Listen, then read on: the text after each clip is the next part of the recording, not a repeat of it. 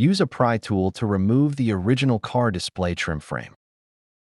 Use a screwdriver to unscrew the 4 fixing screws.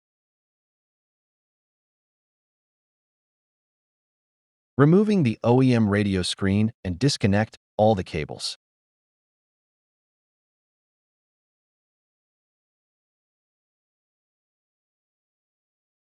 Similarly, the GPS and USB cables should also be routed through the glove box to the central control area.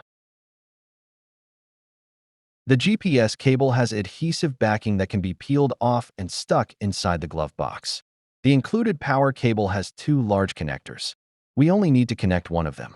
Here, you need to check the original car's power cable. If the OEM cable has 8 speaker wires, you need to connect the NO amp device cable.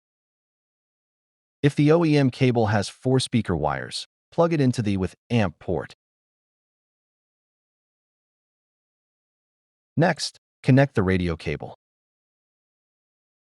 Please note, the white plug is for the backup camera display and requires a separate cable. The other 2 plugs do not need to be connected. After bringing the camera extension cable to the central control area, connect the yellow plug to the reverse control wire. Connect the blue cable on the other side to the rear CM control in the power harness.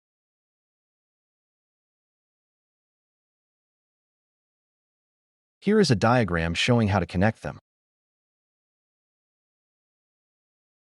After completing these steps, connect all the cables to the device.